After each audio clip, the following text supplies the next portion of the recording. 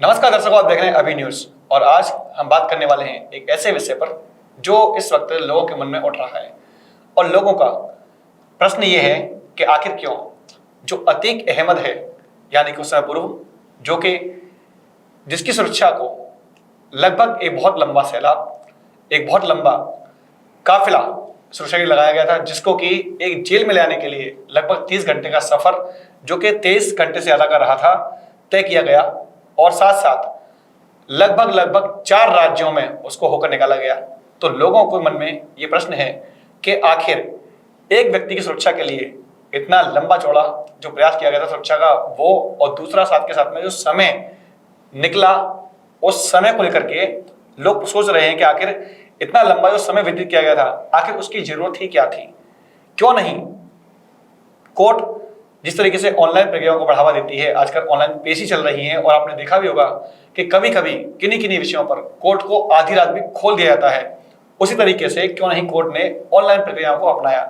इन सब विषयों के सवालों के जवाब देने के लिए आज मेरे साथ मौजूद हैं सुप्रीम कोर्ट के वरिष्ठ अधिवक्ता सार्थक चतुर्वेदी, जिनसे हम जानेंगे कि आखिर कहाँ पर कानूनी प्रक्रिया आड़े आ रही थी कि आखिर जो सांसद अतीक था उसको एक स्थान से दूसरे स्थान तक ले आने के लिए इन जो प्रक्रिया कानूनी थी उनको साथ में लेकर के सब करना पड़ा। स्वागत है आपका अभी न्यूज में। नमस्कार। सरदेव जी, क्या कहना चाहेंगे सब विषयों को लेकर के? लोगों के मन में सवाल है कि आखिर इतना लंबा सफर, इतनी तगड़ी सुरक्षा व्यवस्थाएं और इतने राज्यों के बीच में से ले आए जाने के दौरान जो सरकार का खर्चा हुआ वो कहीं बच सकता था, क्योंकि इस समय ऑनलाइन का जमाना है और सभी चीजें ऑनलाइन हो रही हैं, तो ऐसा क्यों नहीं हो सकता था? बिल्कुल, देखिए मैं आपको बताना चाहूँगा कि कोविड-19 के बाद से सर्वोच्च न्यायालय ने एक ऑर्डर पास किया और उसके बाद में एक गाइडलाइन सेट की गई कि क्योंकि न्यायालय का जो कार्य है वो ना रुके और वो अनवरत चालू रहे, उसके लिए न्यायालय ने, सर्वोच्च न्यायालय ने एक आदेश पारित किया और उस आदेश में ये तय हुआ कि जो भी कार्य जो होते हैं न्यायालय में वो वीडियो कॉन्फ्रेंसिंग के थ्रू किए जा सकते हैं। उसमें लेकिन एक शर्त जरूर उन्होंने लगा दी कि जो न्याय अधिकारी हैं अगर वो चाहें तो वो जो भी अक्यूज्ड है उसको फिजिकली बुला सकते हैं और वो चाहें तो उसको वीडियो कॉन्फ्रेंसिंग के थ्रू भी कंटिन्यू कर सकते हैं। अब रही बात व्यवस्था की, आप देखिए कभी हम लोगों ने नहीं सोचा था कोविड से पहले कि वीडियो कॉन्फ्रेंसिंग के थ्रू कोर्ट की हियरिंग होगी। हम सोचते थे कि अभी इसमें और 10 साल या 15 साल लग जाएंगे, लेकिन आप देखिए कितनी जल्दी अधिवक्ताओं ने और हमारे जो न्यायिक अधिकारी हैं, मैं मतलब कहूंगा कि वो लोग बधाई के पात्र हैं। उन्होंने कोविड में जहां ऐसी स्थितियां थी कि कहीं कोई लोग निकल नहीं पा रहे थे, ऐसी स्थितियों में भी उन्होंने कोर्ट लगाई और जो अहम मामले थे उनकी सुनवाई करी। तो ये बहुत ही बड़े गर्व की बात है हमारे लिए कि बहुत जल्दी हमने इन सब चीजों को अडेप्ट कर लिया। और बहुत उस समय आपने देखा होगा कि जब कोविड की गाइडलाइंस थी तो वीडियो कॉन्फ्रेंसिंग के थ्रू हम लोग बहुत सारी चीजें कर पा रहे थे।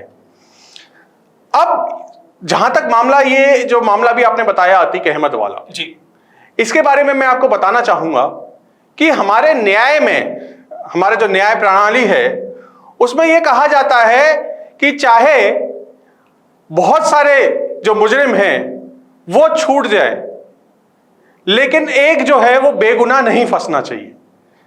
इसको लेकर जो है हमारी न्याय प्रणाली चलती है कहीं ना कहीं। और उसमें जब विषय आता है जजमेंट देने का, जब विषय आता है कि न्यायालय को अपना आदेश पारित करना है, तो वो चाहती है कि फिजिकली जो भी अक्यूज्ड है वो वहां प्रेजेंट हो, क्योंकि उसके बाद में उसकी आगे की प्रक्रिया होती है, उसकी कुछ कानूनी प्रक्रियाएं होती हैं जहां उनको फिजिकली साइन भी करना होता है।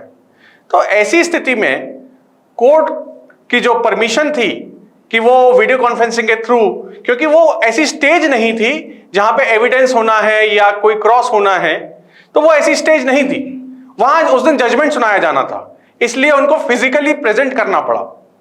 और हाँ, मैं मानता हूं कि कहीं ना कहीं इसमें जहां हम ऐसा कर सकते हैं कि जहां ट्रायल की स्टेज है, जहां हम एविडेंस ले सकते हैं, क्योंकि जब हम बहस सुन सकते हैं वीडियो कॉन्फ्रेंसिंग के थ्रू तो हम एग्जामिनेशन और क्रॉस एग्जामिनेशन भी कर सकते हैं वीडियो कॉन्फ्रेंसिंग के थ्रू। तो उसके लिए ऐसी व्यवस्था कई न्यायालयों में अभी भी हो गई है। मैं तो देख रहा हूं, जैसे दिल्ली में काफी सारे न्यायालय हैं ऐसी, जहां ऐसी व्यवस्था अभी उपलब्ध है। लेकिन यूपी में अभी भी थोड़ा इन व्यवस्थाओं को लेकर मुझे लगता है सरकार हालांकि बहुत तेजी से इन सब पे काम कर रही है, लेकिन और अच्छी व्यवस्थाएं हों, ऐसा मुझे लगता है कि उसके लिए अभी उनकी जरूरत है। बात की जाए सार्थक जी कि लोगों का मानना यह भी है कि लगभग 101 से ज्यादा केस इनके ऊपर चल रहे थे और इनको अभी तक कोई भी सजा नहीं हो पाई थी, जिसके बाद में ये पहला केस ऐसा आया जिसमें कि इनको डायरेक्ट सजा सुनाई गई है। क्या कहना चाहेंगे इस बारे में कि आखिर इतने लंबे केस की फहरिस्त होने के बावजूद क्यों नहीं सजा हो पा रही थी? क्या इसे कानूनी दावपेच कहा जाएगा, या कहीं ना कहीं पर जो कानून के जो मैं कहना चाहूंगा कि जो सजा देने की प्रक्रिया थी वो आगे नहीं आ पा रही थी? क्या डर था लोगों को?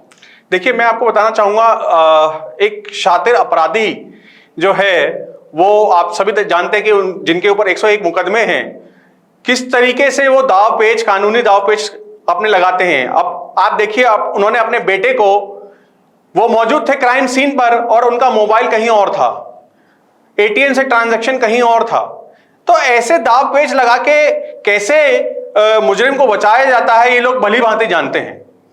और जो 100 मुकदमे थे, मुझे लगता है कि उन 100 मुकदमों में भी कहीं ना कहीं देरी, कहीं ना कहीं डिले जो हुआ है, उसकी वजह से इतना लंबा समय निकल गया। आप आज देखिए कि ये अगर ऐसे जो भी अपराधी हैं, उनके लिए फास्ट ट्रैक कोर्ट्स होनी चाहिए, ज्यादा फास्ट ट्रैक कोर्ट्स होनी चाहिए। हालांकि अभी कुछ फास्ट ट्रैक कोर्ट्स हैं, कुछ क्राइम्स में हैं, जैसे SC ST वगैरह को लेकर फास्ट ट्रैक कोर्ट्स हैं अभी भी। महिलाओं के प्रति जो अपराध होते हैं उनको लेकर फास्ट ट्रैक कोर्ट्स हैं। लेकिन मैं मानता हूं कि अगर जो अपराधी जिसके ऊपर 100 से अधिक मुकदमे हैं, उनके लिए फास्ट ट्रैक कोर्ट्स होनी चाहिए। उनके लिए ऐसी व्यवस्था होनी चाहिए कि आप जो है वीडियो कॉन्फ्रेंसिंग के थ्रू सारी हियरिंग करें। अब आप देखिए कि अतीक अहमद ही नहीं, आप अगर कसाब को देखेंगे तो कसाब को लेकर कितना पैसा खर्च किया गया, बिल्कुल करोड़ों रुपए। एक जो टेररिस्ट था जिसके कि हमारे पास में इतने सबूत थे, उसके बाद भी जितने समय तक वो रहा उतने समय तक करोड़ों रुपए उसके ऊपर खर्च किए गए। तो ऐसा जो ट्रायल है, इस ट्रायल को हम कितना स्पीड अप कर सकते हैं, कितनी जल्दी उसको डिसाइड करा सकते हैं, इन सब चीजों को लेकर हमें सोचना चाहिए।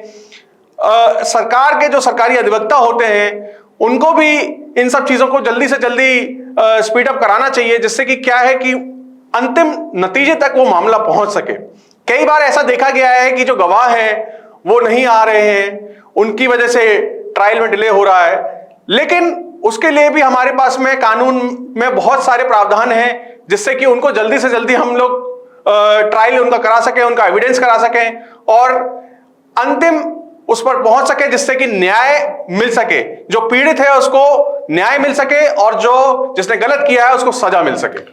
सार्थक जी, लोगों के मन में एक सवाल आता है हमेशा जब भी बात चलती है कोर्ट की, तो लोग कहते हैं तारीख पर तारीख, तारीख पर तारीख। सनी देओल का डायलॉग है वैसे तो, लेकिन लोगों का मानना यही होता है कि कोर्ट में जाने के बाद लोगों को मिलती है तो केवल तारीख है।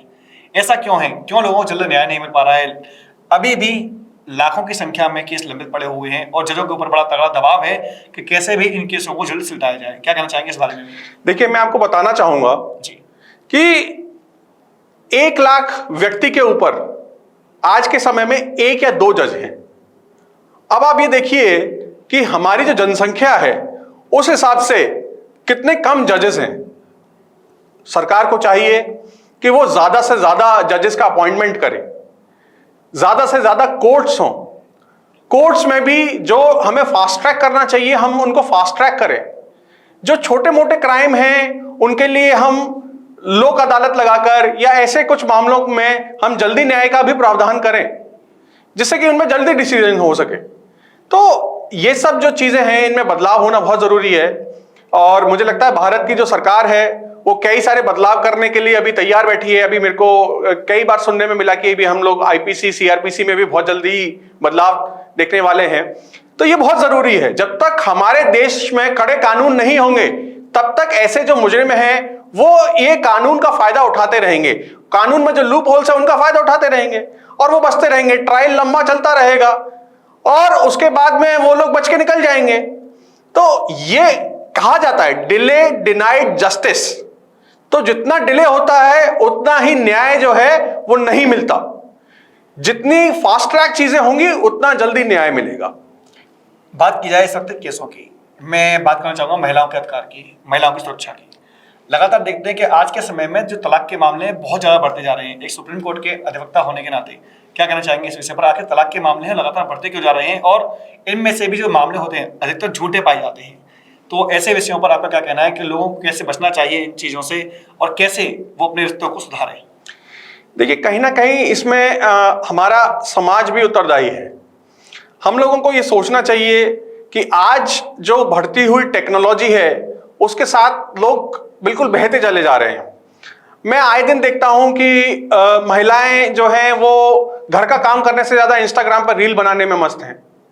तो हम लोगों को सोचना चाहिए कि सोशल मीडिया के लिए भी एक पर्याप्त समय हम दें। आप करें, अच्छा है। अगर आप एक अच्छे आर्टिस्ट हैं, आप एक अच्छे कलाकार हैं जो बहुत अच्छी रील बना सकते हैं, लोगों को एंटरटेन कर सकते हैं, तो आप बनाइए, बिल्कुल बनाना चाहिए। लेकिन उसके साथ साथ हमें यह भी देखना चाहिए कि हमारी जिम्मेदारियां क्या है, हमारे कर्तव्य क्या हैं। हम अपने कर्तव्यों को भूलते जा रहे हैं और अपनी जो जिम्मेदारियां हैं उनसे अलग होते जा रहे हैं, और दूसरे के ऊपर हम लोग बहुत आसानी से आरोप लगा देते हैं कि भाई इसकी गलती है, जो कुछ करे वो सरकार करे, जो कुछ करे वो सामने वाला करे, हम कुछ ना करें। तो ये जो एक समस्या है, इस समस्या को हम लोगों को, समाज को और अपने आप को भी देखना चाहिए। आप देखिए, मैं कई देशों में होके आया हूं, हर जगह पर सिविक सेंस बहुत जरूरी है। लोग जो भी है खा के तुरंत देखते हैं कि कहां डस्टबिन है, डस्टबिन में ही डालें। कई बार मैं देखता हूं, मैं कई बार लोगों को टोकता भी हूं, आसपास पड़ोस में भी मैं बोलता हूं कि अब तो सरकार भी इन सब चीजों को लेकर जागरूकता फैला रही है। आप अपना जो घर का जो कूड़ा है उसको प्रॉपर डस्टबिन में डाल के रखिए। नगर निगम की गाड़ी नहीं आती है तो बाहर कोई ना कोई उन्होंने अपना कोई कूड़ेदान बना रखा होगा, आप उसमें डालिए। नगर निगम की गाड़ी आती है तो उनको दीजिए। तो ऐसी कुछ चीजें हैं जिनके लिए चाहे कोर्ट कोई नियम बना दे, प्रशासन उसको इंप्लीमेंट करने की कोशिश भी करे, लेकिन जब तक हम हमारे अंदर से नहीं आएंगी चीजें, जब हम अपने अंदर से जागरूक नहीं होंगे, तब तक कुछ नहीं हो सकता, कोई किसी को नहीं बदल सकता। बिल्कुल, कितनी अच्छी बात कही है कि जब तक हम नहीं बदलेंगे देश नहीं बदलेगा। एक कहावत है कि हम सुधरेंगे जग सुधरेगा, हम बदलेंगे युग बदलेगा। उसी तथ्य को आज हमने रखा है। इन्होंने एक बार फिर से कहा है कि जब तक हम खुद नहीं बदल पाएंगे कुछ भी नहीं बदल सकता, और उसके लिए हमें खुद अपने आप को बदलना होगा। और जो सरकार नियम बनाती है उन नियमों को तो पालन करना ही है, लेकिन अपनी तरफ से प्रयास करने होंगे कि हम भी कुछ ऐसा करें जो सरकार को सहयोग प्रदान करे, और हमारा देश, हमारा भारत, साथ साथ हमारा गली, हमारा मोहल्ला, हमारा वार्ड, हमारा शहर, सब कुछ स्वस्थ हो जाए। लेकिन फिर से बात करना चाहूंगा अतीक अहमद के ऊपर ही वापस लौटना चाहूंगा, जिससे काफी लंबा खिंच जाएगा, कि जो इतना खर्चा हुआ सरकारों का, इतना टाइम वेस्ट हुआ, तो जैसा कि आपने बताया था कि हो सकता था, ये हो सकता था, हो सकने में कितना अंतर और अभी आएगा? मुझे लगता है कि जिस प्रगति के साथ में अभी आज हमारी जो न्याय व्यवस्था बदल रही है, हमारे जो निवर्तमान जो सीजीआई हैं, आप देखिए वो कई बार कह चुके हैं कि हम लोगों को अब जो है टेक्नोलॉजी को अडेप्ट करना पड़ेगा, नई टेक्नोलॉजी के साथ में हमें चलना पड़ेगा। पहली बार किसी चीफ जस्टिस ने आके कहा कि हम 6 से ज्यादा भाषाओं में जजमेंट देंगे। तो मुझे लगता है कि कहीं ना कहीं बदलाव बहुत जल्दी होने वाला है, और बहुत तेजी से हम लोग बदल रहे हैं। न्याय जो है बहुत जल्दी, आप देखिएगा कि वीडियो कॉन्फ्रेंसिंग के थ्रू जजमेंट भी होंगे, वीडियो कॉन्फ्रेंसिंग के थ्रू आपको सुनवाइयां भी सुनने को मिलेंगी। अभी सुप्रीम कोर्ट ने ऐसा शुरू भी कर दिया है। सुप्रीम कोर्ट में कई जो मैटर्स हैं, कॉन्स्टिट्यूशनल मैटर्स हैं, वो आप यूट्यूब के थ्रू आप देख सकते हैं, उनकी लाइव आप उनकी कवरेज देख सकते हैं। तो ये बहुत बड़ा बदलाव है। मैं मानता हूं कि ये हमारे देश में हम सोच भी नहीं सकते थे कि इतनी जल्दी ये सब चीजें हो जाएंगी। बहुत जल्दी हो रहा है, बहुत अच्छा हो रहा है, और मैं मानता हूं कि अगले साल 2 साल के अंदर ये जो आज जो परिस्थिति हुई है, बिल्कुल उसमें भी बदलाव आएगा। लोगों की जब मांग उठेगी तो सरकार भी इस बारे में सोचेगी कि इतना खर्चा एक अपराधी के ऊपर क्यों, उसको सजा मिलनी चाहिए और जल्द से जल्द मिलनी चाहिए। सार्थक जी, एक प्रश्न और है जो लोग लगातार पूछते रहते हैं कि सुप्रीम कोर्ट में हिंदी का प्रयोग क्यों नहीं किया जाता है। लोग कहते हैं कि जब भी कुछ लिखना हो या वकीलों के थ्रू कुछ भिजवाना हो, या भाषाएं समझ नहीं आती हैं, लोग इतने अनपढ़ नहीं होते हैं, अपने सवालों को करना चाहते हैं, लेकिन हिंदी अनिवार्य ना होने की वजह से वहां पर नहीं कर पाते हैं, और जो फैसले आते हैं वो भी इंग्लिश में आते हैं, जो लोगों को समझ नहीं आते हैं और वकील ही उनको करके बताते हैं। क्या हमारा देश अपनी जो हमारी राष्ट्रभाषा है, अब तो हालांकि कहने लगे हैं कि राष्ट्रभाषा का प्रयोग किया जाना चाहिए, इस विषय में आपका क्या कहना है? देखिए, मैं आपको बताना चाहूंगा कि जहां सर्वोच्च न्यायालय की बात होती है जी। तो सर्वोच्च न्यायालय में जो अधिवक्ता हैं या जिनके मामले हैं लंबित, वो पूरे देश से आते हैं। कोई केरला से भी आ रहा है, कोई मिजोरम से आ रहा है, कोई नागालैंड से आ रहा है, जी। कोई कहीं से आ रहा है। तो ऐसी परिस्थिति में अगर हर व्यक्ति ये कहेगा कि मेरी भाषा में ही आप जजमेंट दें, तो वो कोर्ट के लिए थोड़ा डिफिकल्ट हो जाएगा। जी। लेकिन ऐसा नहीं है कि अब जो करंट हमारे सीजीआई हैं वो चाहते हैं कि ज्यादा से ज्यादा भाषाओं में जजमेंट आए जिससे लोगों को समझ आ सके। रही बात प्रोसीडिंग्स की, प्रोसीडिंग्स में ऐसा नहीं है। हिंदी में मैं कई लोगों को देख चुका हूं, कई जिन लोगों ने पीआईएल फाइल करी है, कई लोगों को देख चुका हूं जो हिंदी में जाके वहां बहस करते हैं। जज कभी उनको मना नहीं करते। जज कहते हैं कि ठीक है, आप अगर बहस करना चाहते तो आप बहस कर सकते हैं, लेकिन वो कहते हैं कि अगर आपको कहीं एडवोकेट का सपोर्ट चाहिए तो आप एडवोकेट का सपोर्ट भी ले सकते हैं।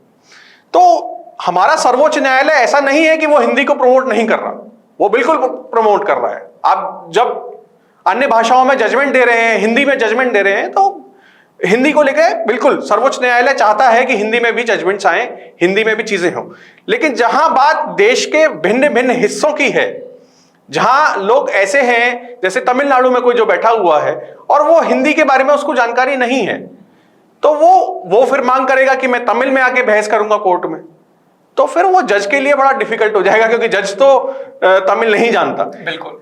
लेकिन हाँ, क्योंकि अब आर्टिफिशियल इंटेलिजेंस का जमाना है और जो हमारे सीजीआई है वो टेक्नोलॉजी सेवी हैं, तो मुझे लगता है इन सब चीजों का भी प्रयोग होगा कोर्ट में। और अब क्योंकि हम बहुत जल्दी देख रहे हैं कि चीजें बड़ी स्पीड से बदल रही हैं गूगल वगैरह के थ्रू।